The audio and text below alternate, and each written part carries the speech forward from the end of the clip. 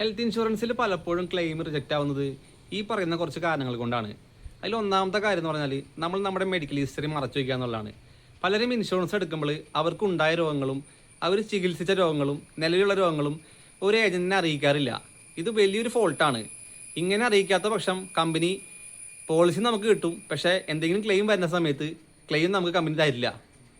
ഇതാണ് ഇതിൻ്റെ main reason. ഇതാണ് ഒന്നാമത്തെ കാരണം. ഇതിൽ രണ്ടാമത്തെ കാരണമായിട്ട് പലപ്പോഴും കാണുന്നത് ചില രോഗങ്ങൾക്ക് 2 വർഷം കമ്പനി വെയിറ്റിംഗ് പീരീഡ് വെക്കും. ഇത് കമ്പനി ആയാലും ഒരു ഫ്രഷ് ആയിട്ട് ഒരു ഇൻഷുറൻസ് പോളിസി എടുക്കുന്ന സമയത്ത് 2 വർഷം ചില ലിസ്റ്റഡ് ഇൽനെസ്സിന് വെയിറ്റിംഗ് പീരീഡ് വെക്കും.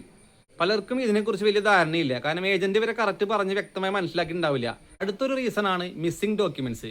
ഹെൽത്ത് ഇൻഷുറൻസ് ക്ലെയിമിനായിട്ട് ഹോസ്പിറ്റലിൽ നിന്ന് കറക്റ്റായിട്ടുള്ള ഡിസ്ചാർജ് സമ്മറി, ഡീറ്റെയിൽഡ് ബില്ലുകൾ, അങ്ങനെ ബാക്കി ഡോക്യുമെന്റ്സ് ഒക്കെ കറക്റ്റായിട്ട് സമർപ്പിക്കാതിരിക്കുമ്പോഴാണ് അടുത്തായിട്ട് ക്ലെയിം റിജക്റ്റ് ആവുന്നത്. അടുത്തതായിട്ട് പോളിസി കവറേജിൽ വരാത്ത രോഗങ്ങളുണ്ട്. ഇപ്പോൾ സൗന്ദര്യവർദ്ധക സർജറി, അതുപോലെ OP കൺസൾട്ടേഷൻ, ഇതൊന്നും എല്ലാ പോളിസിയിലും കമ്പൽസറി ആയിട്ട് ഉണ്ടായിക്കൊള്ളണമെന്നില്ല. പക്ഷെ ഇത് കസ്റ്റമർ അവെയർ ആയിരിക്കില്ല.